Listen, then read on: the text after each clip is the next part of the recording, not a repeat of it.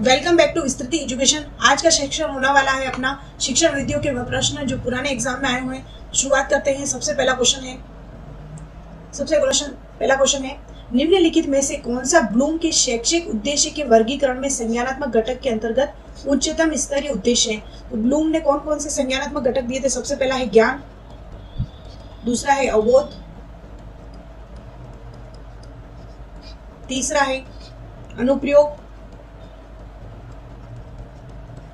चौथा है विश्लेषण, पांचवा है संश्लेषण और अंतिम है छठा, वो है मूल्यांकन।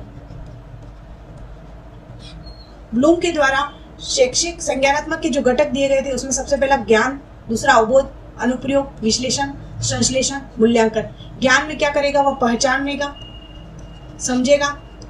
अवबोध में तुलना, व्याख्या, अनुप्रयोग में उसको दैनिक जीवन में उसका प्रयोग किस प्रकार करते हैं वो करेगा। विश्लेषण अलग अलग करके किसी प्रकरण को समझेगा।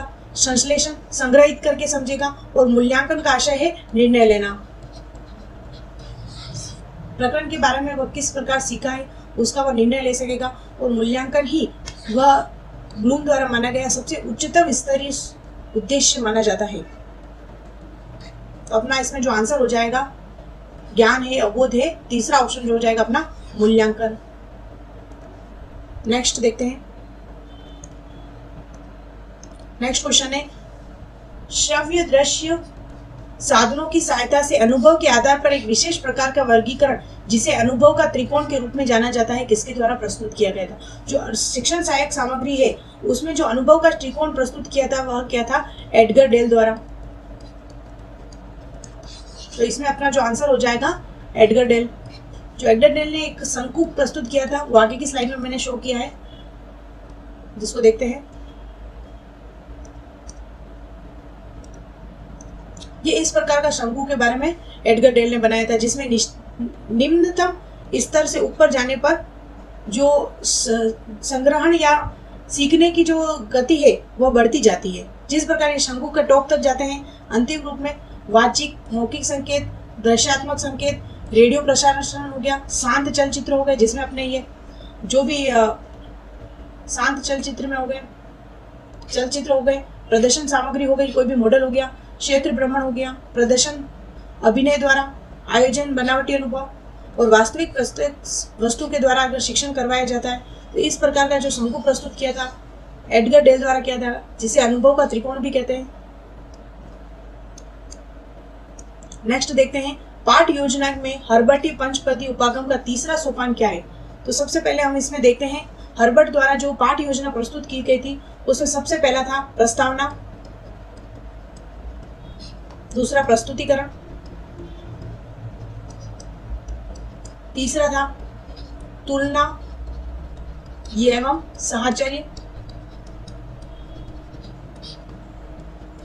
चौथा और पांचवा, चौथा था सामान्यीकरण और अंतिम था प्रयोग। हर्बर्ट द्वारा जो पाठ योजना के पद दिए गए थे, पहला प्रस्तावना, दूसरा प्रस्तुतिकरण, तीसरा तुलना एवं साहचर्य, चौथा सामान्यीकरण, पांचवा प्रयोग। तो इसमें पूछा गया है तीसरा सोपान कौन सा है? तो अपना आंसर हो जाएगा तुलना व साहचर्य। प्रस्तावना हो गया पहला, प्रस्तुतिकरण दूसरा, सामान्यीकरण हो गया चौथा और पांचवा हो गया प्रयोग।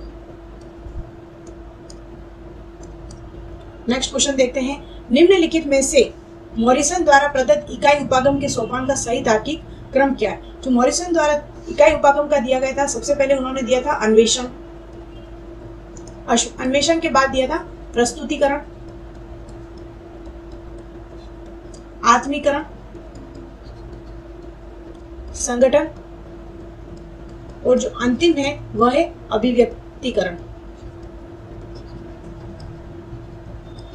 मॉरिसन द्वारा ये जो इकाई योजना के जो पद दिए गए थे जिसमें सबसे पहले अन्वेषण, वह अध्यापक उस विषय वस्तु के बारे में संपूर्ण खोज करेगा, खोज करने के बाद उसके प्रस्तुत करने का प्रयास करेगा और प्रस्तुत करने के बाद उसका गहन अध्ययन करेगा और उसके बाद संगठन करेगा, मतलब व्यवस्था करेगा शिक्षण की, और अंतिम में अभिव्यक्तिकरण करेगा यानी व्याख्या द्वारा किसी भी द्वारा उसे प्रस्तुत करेगा या फिर अभिव्यक्त करेगा। तो इसमें जो अपना आंसर हो जाएगा अन्वेषण, प्रस्तुतिकरण, आत्मीकरण, संगठन और अभिव्यक्तिकरण। चौथा ऑप्शन अपना इसका सही हो जाएगा। अगला है मैथमेटिक्स अभिक्रमित अनुदेशन प्रणाली के प्रवर्तक कौन माने जाते हैं? तो बीएफ स्किनर माने जाते हैं रेखीय और अभिक्रमित अनुदेशन के। रॉबर्ट मेगर कोई नहीं है। गिलबर्ट द्वारा माना जाता है मैथेटिक्स अभिक्रमित अनुदेशन। और लॉरेंस स्टूरो ये माने जाते हैं कंप्यूटर अभिक्रमित अनुदेशन विधि या प्रणाली। और एक और रह गया इसमें शाखीय अभिक्रमित अनुदेशन, कौन है इसके? तो क्राउडर। तो इसमें कौन सा आंसर अपना हो जाएगा? मैथेटिक्स अभिक्रमित अनुदेशन प्रणाली के प्रवर्तक माने जाते हैं गिलबर्ट। नेक्स्ट देखते हैं, निम्नलिखित में से शिक्षण सूत्र गणित शिक्षण के आगमन विधि से संबंध नहीं है। तो आगमन विधि क्या होती है? विशिष्ट सूत्र से जो आगमन में क्या होता है, उदाहरण प्रस्तुत किए जाते हैं और वह उदाहरण होते हैं विशिष्ट, और उन उदाहरण के माध्यम से नियम को स्पष्ट किया जाता है और नियम होते हैं सामान्य। तो विशिष्ट से सामान्य आगमन का रूप है। मूर्त से अमूर्त, जो उदाहरण प्रस्तुत किए जाते हैं वह मूर्त अवस्था में होते हैं और नियम होता है अमूर्त। तो ये भी हो गया। नियम से उदाहरण, ये आगमन विधि का निगमन विधि का सूत्र है, जिसमें नियम से उदाहरण की ओर चला जाता है। ज्ञात नहीं है, यहाँ पे ज्ञात से अज्ञात की ओर, जो भी उदाहरण है वह ज्ञात है और नियम अज्ञात है उसकी तरफ बढ़ा जाता है। तो ये तीनों तो आगमन विधि के रूप हैं, लेकिन जो नियम से उदाहरण की ओर है वह निगमन विधि का सूत्र है। तो अपना जो आंसर है तीसरा हो जाएगा। नेक्स्ट क्वेश्चन देखते हैं, निम्नलिखित में से कौन सा गणित की प्रकृति को संबंध में असत्य कथन है? तो इसमें चारों ऑप्शन पढ़ने हैं। गणित की अपनी भाषा होती है, तो गणित की अपनी स्वयं की भाषा होती है जिसके माध्यम से पद, चिन्ह, सूत्र, सिद्धांत का प्रतिपादन किया जाता है। यह कथन प्रकृति के बारे में स्पष्ट है। गणित सार्वभौमिक विषय है। गणित की प्रकृति ऐसी है कि वह किसी भी स्थान पर समान रूप से कार्य करता है। तो ये सार्वभौमिक विषय है। संख्याएं, स्थान, मापन आदि के गणित का आधार है। जो गणित का मुख्य आधार ही संख्या है, स्थान है, मापन है। इसमें वस्तुओं का संबंध और संख्यात्मक निष्कर्ष भी निकाले जाते हैं। तो यह भी गणित की प्रकृति को स्पष्ट करता है। गणित में सामान्यीकरण का क्षेत्र सीमित है। यहाँ पे जो वर्ड है सीमित, यहाँ पर अपने जो गणित का क्षेत्र है वो अत्यंत व्यापक है। तो ये ऑप्शन अपना यहाँ से कट जाएगा। तो ऑप्शन नंबर 4 यहाँ पर आंसर हो जाएगा इस क्वेश्चन का। नेक्स्ट, निम्नलिखित में से कथन अवबोधनात्मक स्तर के अनुदेशन परिणाम को अभिव्यक्त करता है। जो अवबोध वाले हैं उनमें कौन सा व्यक्त करता है? तो परिणामों की पुष्टि करते हैं, सामान्य प्रकार के संप्रत्य वस्तु की तुलना करते हैं, तथ्यों व गुणों के आधार पर वर्गीकरण करना है, गणित की क्रियाओं को व्यवस्थित रूप से जमाना। इसमें जो अनुदेशनात्मक हो जाएगा तो परिणामों की जो पुष्टि करते हैं वो इसका आंसर हो जाएगा। नेक्स्ट देखते हैं, कौन सी शिक्षण विधि के अंतर्गत शिक्षक द्वारा कक्ष में अधिगम सामग्री प्रदान की जाती है। निर्देशित किया जाता है कि उन्हें विचार कर पढ़कर महत्वपूर्ण बिंदु निकाले। इसके पश्चात शिक्षक सहायता से सारांश प्राप्त किया जाता है। प्रयोजना विधि के जनक होते हैं किलपैट्रिक हैं और नाम दिया था जॉन डेवी द्वारा। समस्या समाधान विधि भी इससे संबंधित नहीं है। तो इस जो कथन दे रखा है उससे संबंधित है पर्यवेक्षित अध्ययन विधि। इसमें क्या होता है, अध्यापक द्वारा विषय वस्तु या सामग्री बच्चों को दे दी जाती है और बच्चों की मार्गदर्शक के रूप में शिक्षक कार्य करता है। मार्गदर्शक के रूप में शिक्षक कार्य करता है और स्वयं परिणाम निकालता है और अंतिम रूप से अध्यापक उसको चेक करता है कि यह परिणाम सही है या नहीं, मूल्यांकन करता है। इस प्रकार में जो विधि हो जाएगी अपनी पर्यवेक्षित अध्ययन विधि। नेक्स्ट है, निम्नलिखित में से कौन सा कथन गणित के निदानात्मक परीक्षण की उपयोगिता के संदर्भ में असत्य है। तो इसमें अपन देखते हैं, निदानात्मक परीक्षण होता क्या है? किसी भी समस्या के कारणों को जानना ही निदानात्मक परीक्षण है। यह जानना कि विद्यार्थी किस प्रकार की त्रुटियां करते हैं, तो यह हो जाएगा अपना निदानात्मक। यह जानना कि इन त्रुटियों के कारण क्या है, यह भी निदानात्मक से संबंधित है। यह जानना कि क्या इन त्रुटियों का किन्हीं नई त्रुटियों से संबंध है, यह भी जानना है। विद्यार्थियों की गणित की उपलब्धि थी वो जानना। जो उपलब्धि जानने के लिए किया जाता है उपलब्धि परीक्षण, न कि निदानात्मक परीक्षण किया जाता है। गणित शिक्षण में विश्लेषण विधि किस सूत्र पर आधारित है? तो विश्लेषण जो विधि है उसमें ज्ञात से अज्ञात, अज्ञात से ज्ञान, नियम से उदाहरण, सामान्य से विशिष्ट विश्लेषण विधि होती है जिसमें ज्ञात से अज्ञात की ओर कार्य करती है। इसमें ऑप्शन नंबर 1 सही हो जाएगा अपना। नेक्स्ट है, एक गणित अध्यापक अपने इकाई परीक्षण में एक प्रश्न बनाया निम्नलिखित में से किस स्तर का अनुदेशात्मक उद्देश्य है? यदि प्रश्न बनाना है, ज्ञान के अंदर कौन आएगा? प्रश्न बनाना, पहचानना, ये सब आ जाएंगे ज्ञान के अंदर। अवबोध में आ जाएगा तुलना है, समझना है, व्याख्या आ गई। और ज्ञान के अंदर क्या आ जाएगा? प्रत्यय स्मरण। और अनुप्रयोग क्या करेगा? वह सीख कर दैनिक जीवन में उसका उपयोग करेगा। और क्वेश्चन में अंदर आ गया लेखा चित्र बनाना, चित्र बनाना है, चार्ट बनाना है, लेखा को पढ़ना है। तो इसमें जो आंसर हो जाएगा प्रश्न बनाना, एक ज्ञान से संबंधित है। नेक्स्ट देखते हैं, निम्नलिखित में से किस अक्षमता के कारण बच्चों में सिर्फ गणितीय कार्य की समस्या होती है? तो जो गणितीय कार्य की समस्या होती है वह डिसकैल्कुलिया, गणित की संबंधित जो भी संक्रियाएं हैं उनको समझने में वह सीख नहीं पाता है, तो वो हो जाती है डिसकैल्कुलिया।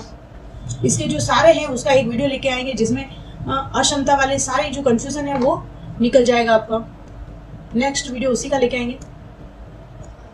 निम्नलिखित में से कौन सा कथन गणित के मौखिक कार्य की विशेषता की दृष्टि से असत्य है? एग्जाम में ये ध्यान रखें कि क्या पूछा गया, सत्य है, असत्य है। तो इसमें से अपन को असत्य वाक्य निकालना है। मौखिक गणित से विद्यार्थी तीव्र शीघ्र अनुक्रिया प्रदान करने वाला बनता है, तो ये गणित की मौखिक को कार्य को प्रदर्शित करता है। मौखिक गणित से समय की बचत होती है, मौखिक गणित करने से निश्चित ही समय की बचत होती है। मौखिक गणित से युक्तिपूर्ण व्यवस्थित हल संभव नहीं है, ये पकड़ा गया अपना कीवर्ड। यह विद्यार्थियों के आत्मविश्वास तथा धैर्य को प्रदान करता है, तो ये सही है। तो अपना ऑप्शन नंबर 3 हो जाएगा, क्योंकि संभव है मौखिक गणित से भी युक्तिपूर्ण और व्यवस्थित हल किए जा सकते हैं। तो असत्य अपना तीसरा आंसर है। नेक्स्ट देखते हैं, व्यावसायिक उपभोक्ता कार्यों, सामाजिक, मनोरंजनात्मक एवं घरेलू कार्य में आवश्यकता अनुसार गणित का प्रयोग करना कहलाता है। ये किस प्रकार के गणित से संबंधित है? तो ये प्रक्रियात्मक गणित है, जिसमें अंदर ये प्रयोग किया जाता है। नेक्स्ट देखते हैं, किसने कहा था प्रोजेक्ट एक यहाँ पर 100 उद्देश्य क्या है? ये वाली परिभाषा अधिकतर एग्जाम में देखने को मिलती है, तो आप इसे याद कर लें। प्रक्रिया में जिसे मन लगाकर सामाजिक वातावरण में पूरा किया जाता, तो ये विधि थी किलपैट्रिक द्वारा। और प्रयोजना विधि के जनक भी कौन माने जाते हैं? किलपैट्रिक। और प्रोजेक्ट शब्द दिया था जॉन डेडी द्वारा। नेक्स्ट देखते हैं, ट्रेलर फ्रेम का प्रयोग निम्नलिखित में से किस अक्षमता श्रेणी के बच्चों को गणित सिखाने के लिए किया जाता है? जो दृष्टिबाधित जो भी बच्चे होते हैं उनके लिए एक ऐसी ट्रेलर फ्रेम होती है जिसमें बटन ऐसे उभरे हुए होते हैं और संख्या उभरी हुई होती है। उनमें गणित की जो संक्रियाओं को सिखाने के लिए इस प्रकार का जो शिक्षण सामग्री का प्रयोग किया जाता है उसे ट्रेलर फ्रेम कहते हैं। तो इसमें जो अपना आंसर हो जाएगा दृष्टिबाधित बच्चों के लिए, तो हो जाएगा। नेक्स्ट क्वेश्चन देखते हैं, निम्नलिखित में से कौन सा कथन गणित शिक्षण के कौशल उद्देश्य से संबंधित नहीं है? तो उद्देश्य हमने देखे थे ज्ञान, अवबोध, ज्ञानोपयोग, ये सारे जो विशिष्ट क्वेश्चन हैं उसमें से अपन को कौशल के जो उद्देश्य है उससे संबंधित नहीं है पूछा है। तो सबसे पहले ज्यामितीय आकृतियों का शीघ्रता शुद्धता से बनाने योग्य होना, तो ये कौशल से संबंधित है। गणना को शीघ्रता शुद्धता करने योग्य होना, यह भी कौशल होगा उसका। तालिका रेखा चित्र को शुद्धता से पढ़ना भी योग्य होगा, तो ये भी कौशल से संबंधित है। गणितीय संकल्पनाओं की परिभाषा का अनुवाचन के योग्य होना, ये क्या हो जाएगा? अवबोध। तो अपना जो आंसर हो जाएगा चौथा गलत हो जाएगा, कौशल से संबंधित नहीं है। गणित पाठ्यक्रम निर्माण के संदर्भ में निम्नलिखित में से कौन सा पाठ्यक्रम निर्माण का सिद्धांत उपयुक्त नहीं है? जो भी पाठ्यक्रम निर्माण किया जाता है उच्च शिक्षा में उपयोगिता होना चाहिए, बाल केंद्रित से संबंधित होना चाहिए, क्रियाशीलता पे आधारभूत होना चाहिए, अध्यापक को केंद्र मानकर, यहाँ पर क्या होगा? छात्र को केंद्र मानकर ही पाठ्यक्रम का निर्माण करना चाहिए। तो अपना ऑप्शन नंबर 4 हो जाएगा इसका answer. Thank you for watching this video. आज के सेशन में इतने ही क्वेश्चन है और लेके आएंगे जो एग्जाम में आए हुए क्वेश्चन है। अधिकतर एग्जाम में देखा गया है पुराने क्वेश्चन 50% रिपीट होने के चांस रहते हैं। उनके ऑप्शन कौन कौन से हैं ये सारे हमने डिटेल से देखे हैं। नेक्स्ट वीडियो में हम आगे और ऐसे एग्जाम जो हो चुके हैं उनके लेकर आने वाले हैं। Thank you so much. और आपके लिए एक इन्फॉर्मेशन है, विस्तृति ऐप, आप एजुकेशन वाला ऐप डाउनलोड करने पर आपको free notes, free mock test है, वीडियो है, वो सारे वहाँ पर अवेलेबल है। तो आप अभी जाकर उस ऐप को इंस्टॉल कीजिए। Thank you so much.